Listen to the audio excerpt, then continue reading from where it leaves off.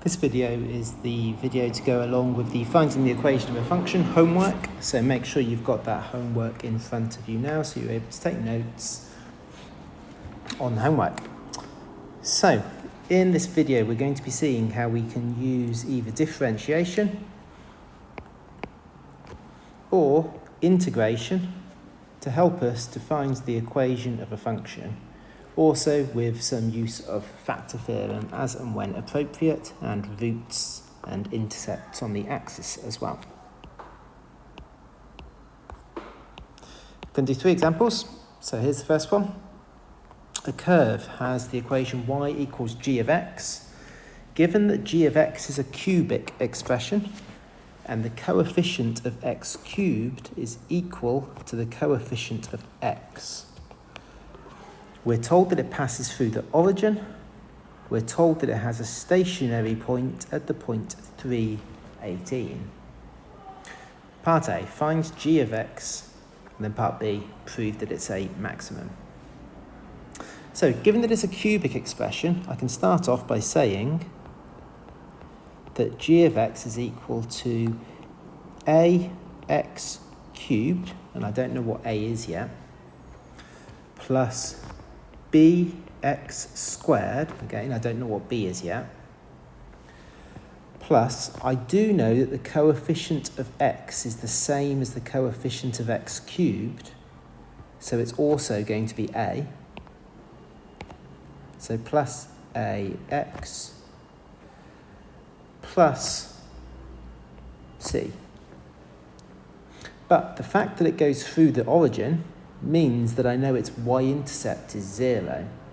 So actually I don't need this plus c on the end at all.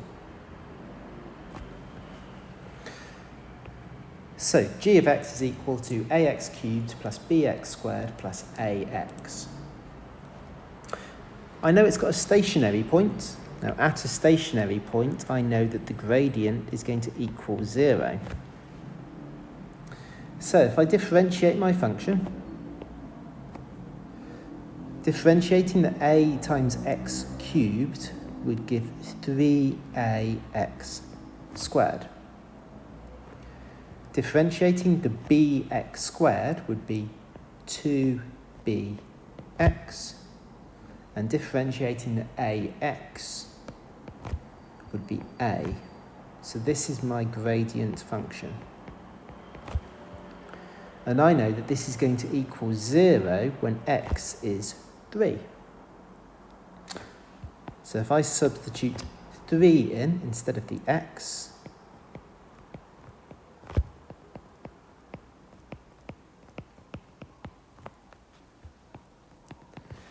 the 3 times 3 squared is 27. The 2 times the 3 is 6. Then I notice that the 27a and the a, I can collect those together to be 28a. And other than dividing through by 2 to make those numbers a bit smaller, there's not a huge amount more I can do with that equation.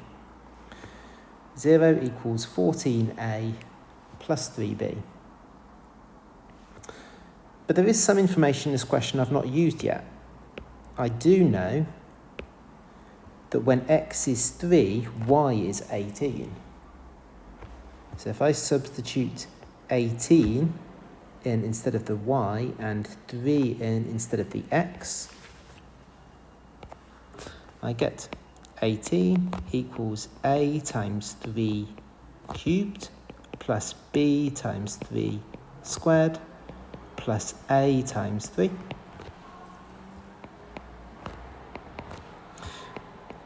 The 3 cubed is 27, the 3 squared is 9. Collecting those like terms together. And then again I noticed that I could divide through by 3 there just to make the numbers a bit smaller.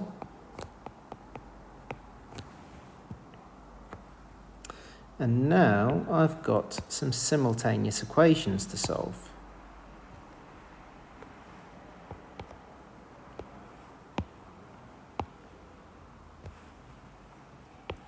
So if I subtract those equations from one another, that's going to eliminate the b's. So 0 take away 6 is negative 6. The 14a take away the 10a is 4a. The 3b take away the 3b has disappeared. Negative 6 divided by 4 is negative 3 over 2. Now I know what a is, I can substitute that back into either of these equations. I'm going to substitute it into this equation here to work out what b is. So 6 equals 10 times minus 3 over 2.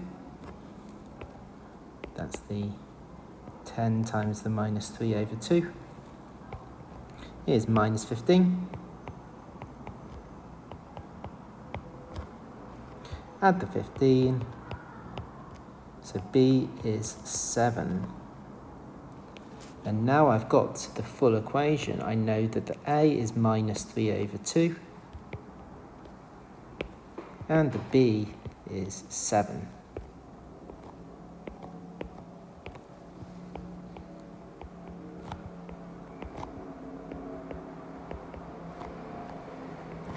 And this is my answer for part A.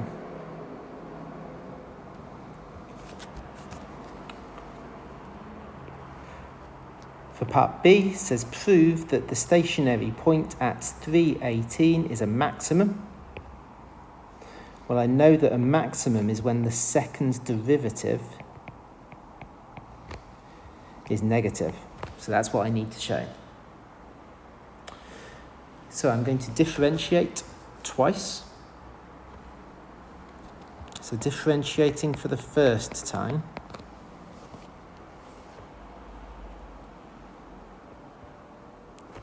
Will give me minus 9 over 2x squared plus 14x minus 3 over 2.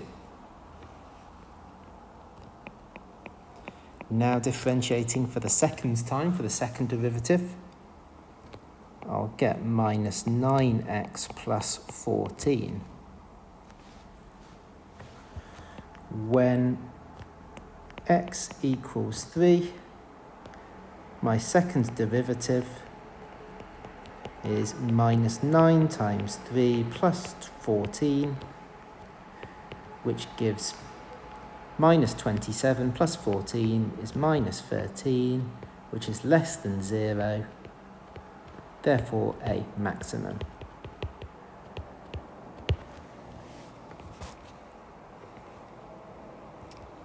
Make sure you've got all of your notes copied down for the first example.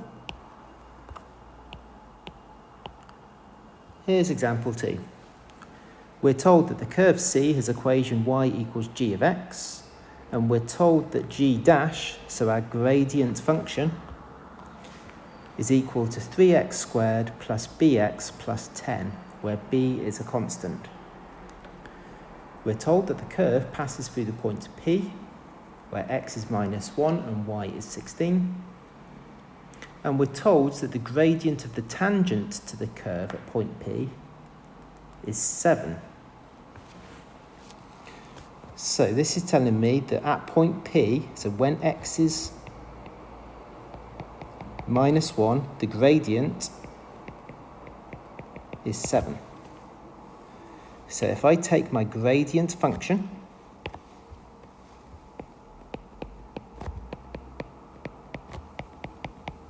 and that's going to equal 7 when the x is minus 1.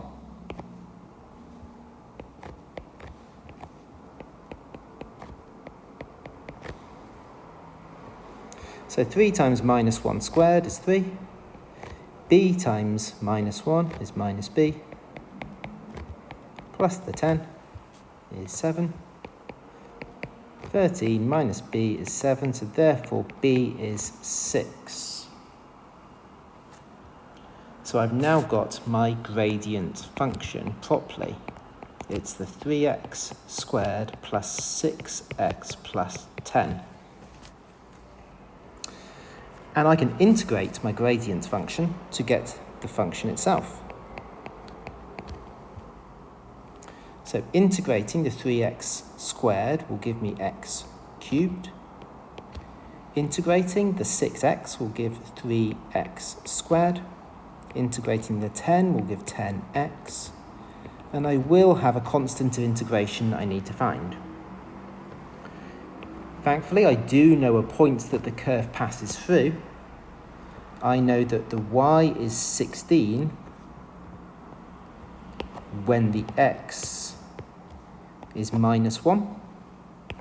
So substituting those in,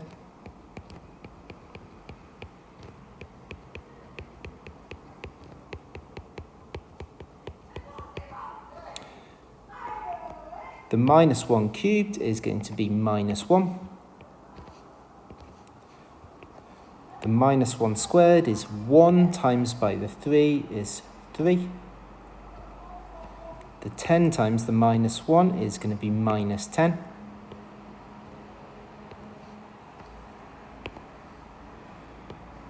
The minus 1 plus 3 minus 10 is going to be minus 8.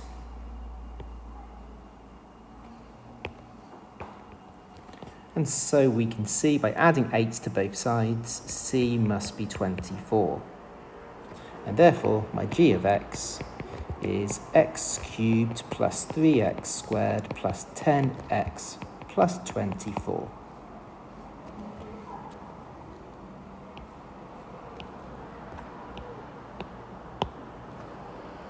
And last example for this video.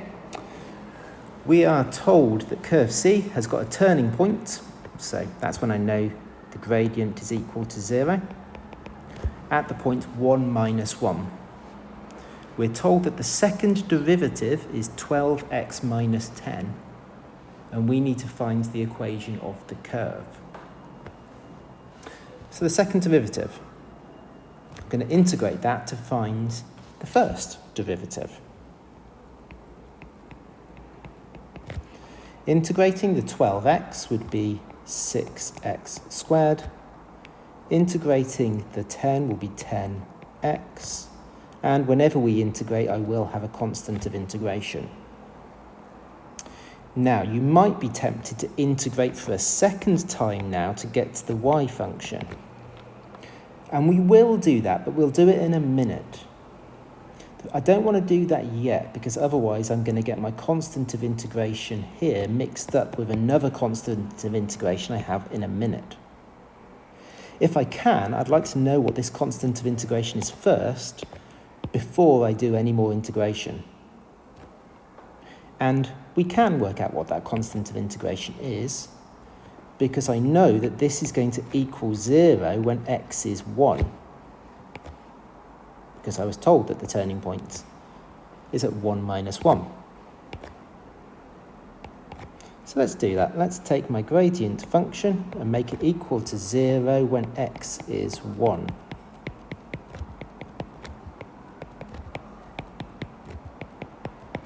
So c is 4.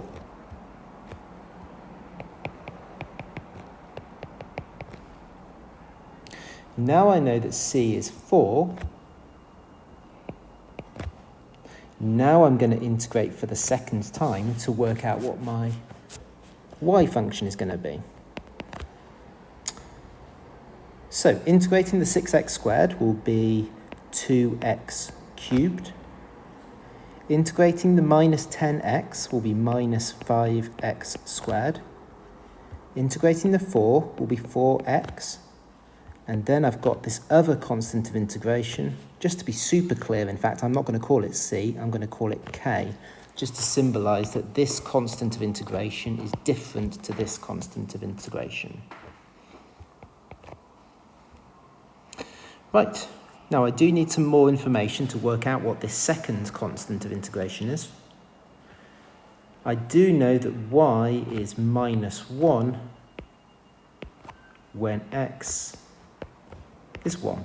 I know it passes through the point 1 minus 1, so let's substitute that in. Minus 1 equals 2 times 1 cubed minus 5 times 1 squared plus 4 times 1 plus the k. 2 times 1 cubed is 2. 5 times 1 squared is 5. 4 times 1 is 1. The 2 minus the 5 plus the 4 is 1. So k is minus 2. And now I can write down the full equation of this curve as 2x cubed minus 5x squared plus 4x minus 2. And there we go. This is how we're going to be using integration and differentiation, depending on the information we're given in the question, to work out the equation of the function. Make sure you've got all those examples copied down. This should hopefully be enough now to get you going on completing the rest of the homework.